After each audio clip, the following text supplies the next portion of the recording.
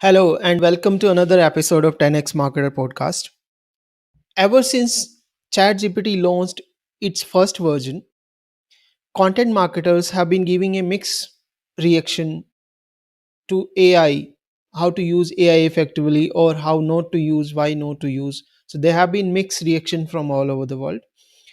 While there are some content creators who not only excelled at AI, they have used AI as a scalable content creation machine, and they are at a stage where they have perfected it really well, and they've been using it for different formats like blog post, SEO content, articles, social media, email marketing, videos, and all the other formats that you can think of. And we have one such guest with us today. Her name is Katya Allison. She is a podcaster herself and founder of Expert 9 Consultancy, where she helps clients, brands scale their content marketing efforts. And she has been an AI evangelist from day one and has effectively used AI in all content formats that she created. Today, this episode specifically, we are going to talk about how to use content AI for different formats of content creation, how to stay authentic, how to make it factual, and all the other questions that you have about AI and how to use AI effectively for your content creation. So it's going to be a fun filled episode. Before we go ahead and listen to Katya, make sure you subscribe, follow us on the YouTube channel, on Apple Podcast or Spotify, wherever you're listening from, and we look forward to have you as your audience. And let's proceed to listen to Katya now. Thank you so much for having me on here. My name is Katya Allison. I am a podcast host of the Let's Talk Marketing podcast, and I'm a senior executive leader in marketing, not just That's a senior great. executive And leader. yeah, that's great. And it's really good to have another podcaster on 10x Marketer podcast. That I really love about today's episode. Now, you have been using AI and you have been an AI advocate for ad when it comes to content marketing, at least on Yes, internet. That's what I've seen so far. it's How accurate. has been your experience with AI so far? And what are the learnings, what are the advantages and disadvantages of using AI in content marketing? So let's start with that initial thought and then we'll get deeper into different formats. I appreciate the easing into the AI conversation. You are correct. I'm an advocate for AI, especially as it pertains to content marketing. And I do have to preface, I'm an advocate for it being more of a kind of quote unquote buddy to you as a content marketer and actually just as a marketer in general. I think that there are a lot of ways that you can leverage AI to be that kind of support that you need as a marketer to be able to move quickly with what you're doing. And, examples of using AI as more of a buddy is writing some original content and then running it through AI with a prompt to kind of evaluate the voice and tone. Is it hitting the nail on the head? Is this exactly the tone that I was going for? Is this the ultimate message that I wanted to be able to deliver? Right. So there's a way to leverage it from a content optimization standpoint. There's a way to leverage it for help me develop an outline. This is the overarching topic that I want to be able to talk about in this particular blog, for example. I want to make sure that I hit on these points. I want the transitions to be really smooth between one section to the other. Give me a first draft of an outline, right? So there's ways that you can use it for content optimization, for creating outlines, and then also like for creating the ugly first draft that Anne Hadley has coined, right? Writing your ugly first draft. Sometimes the scariest thing is seeing like a blank screen. I don't even know where to get started. There's nothing better than like putting all of your ideas inside of, any sort of AI tool and then being like, how can I create something from that? So that those are just some examples of how you can leverage it as like a buddy from a content marketing, but also from a marketing perspective. So you brought in an interesting point, and I think that is also an important thing to highlight. Earlier, people used to talk about something called writer's block. So I'm looking at the blank screen. I'm not getting any ideas. That is the thing of past now. If you're not getting an idea, prompt an AI, they will give you hundreds of ideas to get started with. So that Yeah. original writer's block is completely vanished. So that is not a talk of the town after we have an AI tool generating content for us. Now, Yeah. let's get into the specifics. There are different Okay. formats, and then there are different ways of using AI for all the formats. There is video, there's social media posts, there's blog posts, there's content for social promotions, there are email newsletters, which you can use AI in endless manners. There's no limit to it. Let's specifically talk about video and AI tool and its uses in video creations. And then there's a lot of controversy around deep fake on the video, using somebody else's voice to generate videos and using it for marketing purpose. What is your take on AI for video creation when it comes to marketing specifically? How Yeah. marketers can effectively use AI and some specific tools, if you have in mind, for video creation? So I've not leveraged AI video from I don't want to say content creation, but from like the actual video, right? Like I've not never leveraged an AI avatar to be able to articulate, I don't know, like a company overview video, for example. That being said, I do see a world where that does come into play and it can be incredibly helpful. I know from my experience, one of the things that can be a challenge is you have like this kind of one face of the brand that is doing all of the videos from training to like promotional, which is fantastic. If you are a brand that is building your voice with a persona in mind, then I definitely think, and like an actual person in the company, then I think you have to stick to that.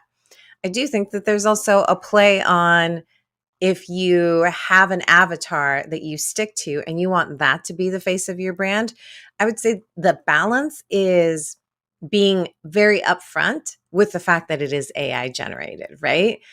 In the same way that mascots are really big from a marketing perspective, right? I cannot remember now. I can't remember the brands, but it's a translation brand, or it's one where it helps you like learn a second language. It's an owl.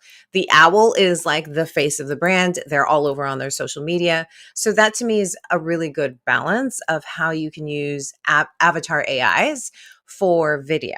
Now, how I've leveraged AI for video is the voiceovers. You want to be able to have a consistent voice brand or voice for your brand. And AI just makes it a lot easier. It's so tough to go through all of these kind of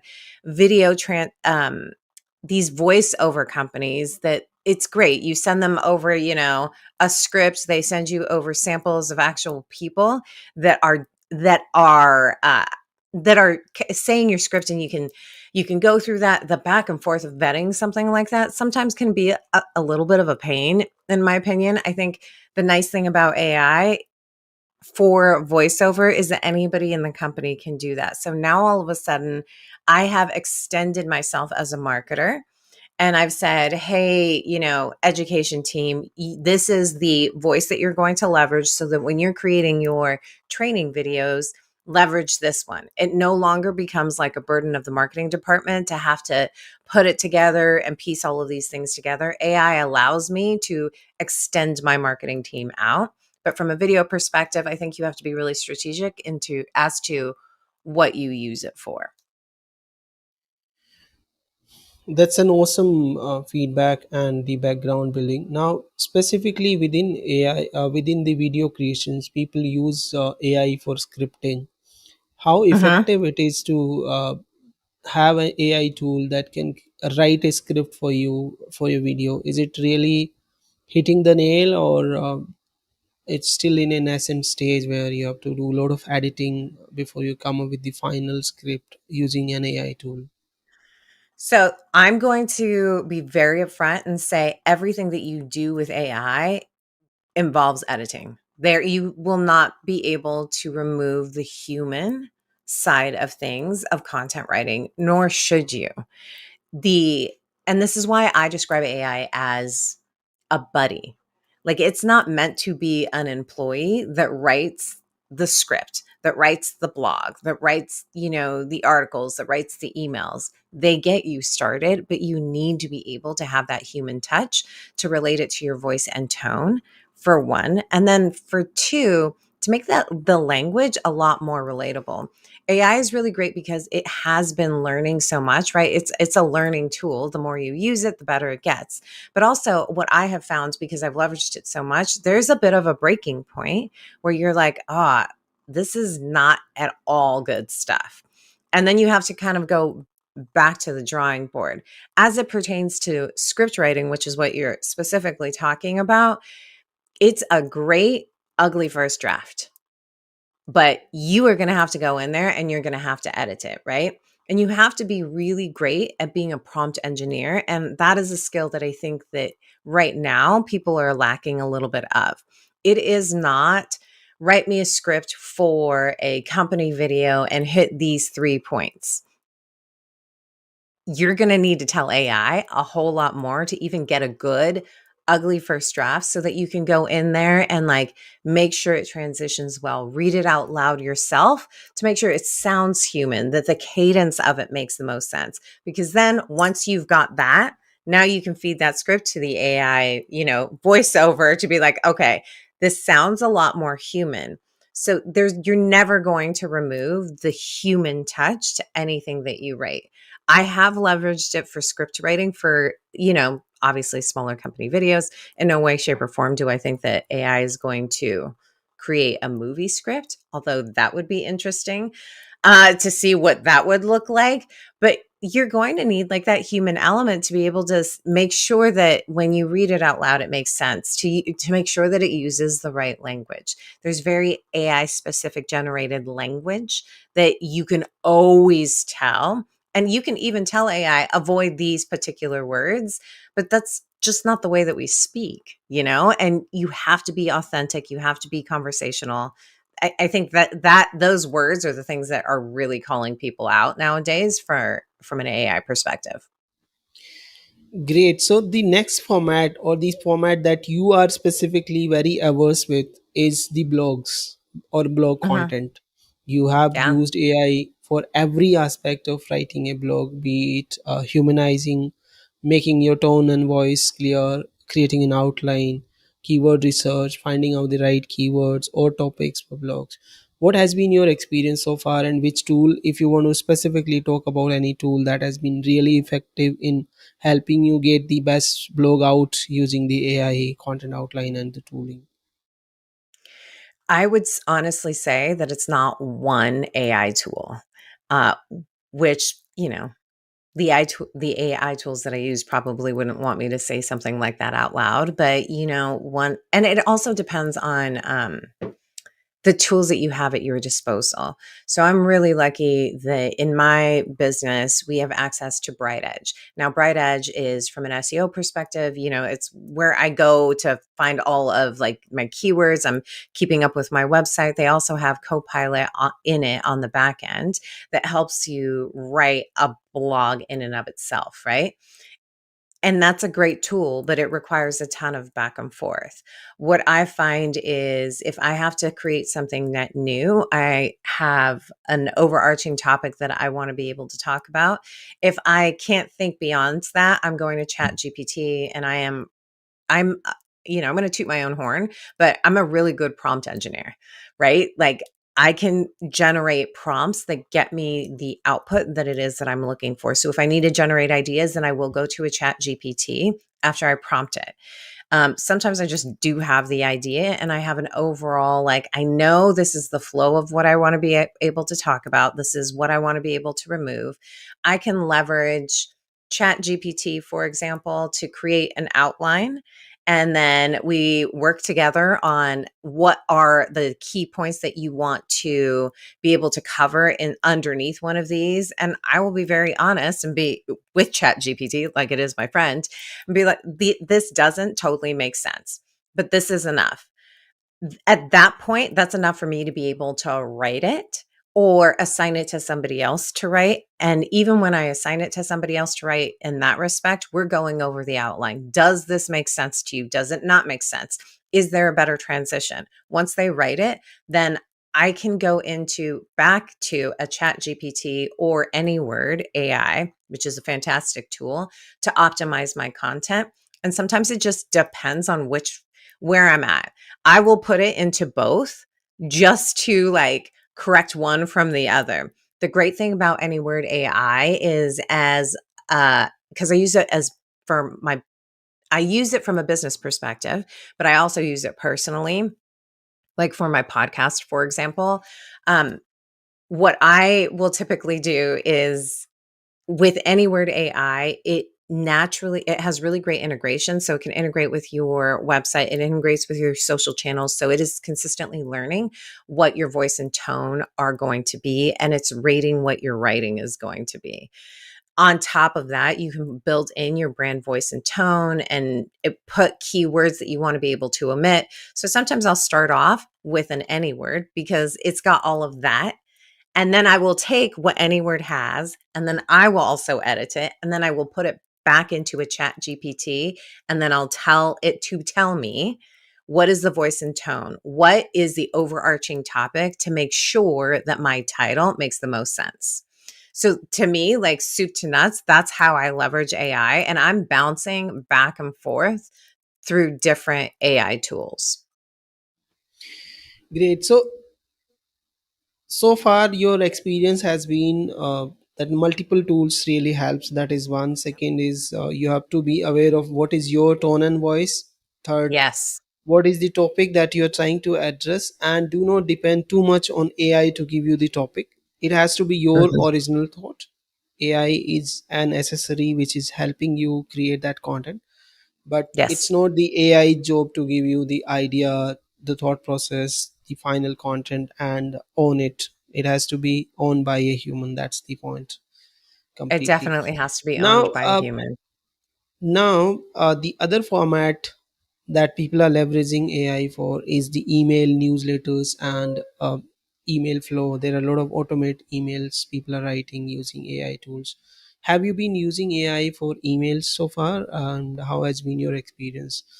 And when you're reading Yeah. emails specifically from people like me, if they are AI generated, are you able to catch that feeling in the first draft itself, like first reading itself, or is it not so clear? I think that from an email perspective, I actually think that AI is a really great tool for that. Again, you're still going to need like that human touch for it. It does help automate a lot of things and gives you a starting point. When it comes to email and especially email newsletters, this is where I think like AI becomes such a tool for you as a marketer because you have a format for your newsletters because they are consistent, right? You have a format for promotional emails. You have a format for even like your one-off emails, like, hey, if you have anything that you have a template and a format for, I think starting off inside of an AI tool is a great way to leverage it. So the template part is first. That second part is what are the inputs that you're going to give AI so that it gives you whatever email that you're trying to push out. And then that last piece is make sure it's concise and then you're going through it with the human touch because I do think that you can tell. It's not that I think that you can tell that it is AI. I think that you can tell that someone hasn't written it. Someone hasn't read through it, But I think that that's happened even before AI. So I feel like there's such an opportunity from an email perspective to personalize it. When it comes to leveraging AI, the way that I can tell the AI has written it is that it's really, really long. Emails are not meant to be really, really long. A newsletter format is slightly different, but even that is meant to be really short. That first, couple, 2, 3 maybe lines at the top, and then I've got like all of my updates and probably no more than 30 words in the description of the updates that I'm giving so that I give people the opportunity to it. So for me, like the key thing is not the words, it is the length when it comes to email because AI, I've seen it do it. even when you give it a template, man, it makes it so long and cold almost. It makes it long and cold, but it's a great tool to use for email because, like I said, those are the things that you have templates and you have frameworks for. Great. So I think one of the things why AI is making so long content is because it has been using all the long form content produced by writers Yeah. like us to learn Yes. about the world, and that is making it worse than it should be. Now, the next, I think we have been talking about this so far. It has been around the best practices only. But if you have to specifically give me some best practices, let's say we are clipping out a specific 3-minute video, you talking about best practices of AI in content creation. What would Yeah. be 3 or 4 or 5 best practices that you recommend to people when they are using content or AI content creation? When they're using AI, the best practices are kind of marketing best practices to begin with. One is to know your brand and voice and tone. So, know your brand, voice, and tone. Know who your audience is because you have to be able to input that. And then, third, I'm going back and forth here in my head of like order of, right? So, know your brand, voice, and tone. Know your personas, like your audience. Who is it that you're speaking to? That third one is identify the, I'll call them for lack of a better word, templates that of content that you create all of the time. Where are you so consistently creating content? Is it emails? Is it blogs? Like, what is it? Landing pages, whatever it is. And then get to be a good prompt engineer. Test, and this is not going to be nice and even because it's going to be six. Okay. And then six is edit, edit, edit. And that is the human element part of it. So know your voice, your brand, voice, and tone. Know who your audience is. Identify those key templates that you know that you're consistently moving forward with. Um, well, no, I've forgotten my list, right? What was my You fourth talked about one? template. Yeah, it's the templates. After the templates, it is After wow. the template, it was editing, human element. Well, that's the last thing is that human element. Be a good prompt engineer. Yeah, And we then prompt engineer, right? honestly, test, test, test, test, practice, test, practice, test. Like that's what you have to do. You have to be a good software like adopter of AI when it comes down to it. If you're going to leverage AI from a marketing perspective, you have to be living and breathing it all the time so that you know what it is that you need to be able to create. So I think we have been talking about this right before this question. That is how to bring authenticity in the content that is AI generated. Because mostly it's the long form content, and some part of is more like gibberish, or I would not use the word garbage, but that is what it is. And it is because it has been using all the content that is available on internet to learn about people and learn about the world. So maybe that is the Yeah. reason why this has that kind of content.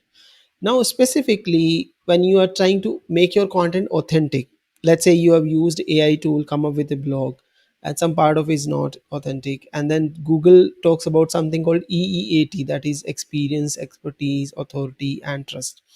So Mhm. specifically the authority part, how do you bring authority, your authority, into the content that generated by an AI tool? So humanizing is one part, making it sound like human. The other part is making it authentic. It is not factually incorrect. It has the right information, right flow of the information.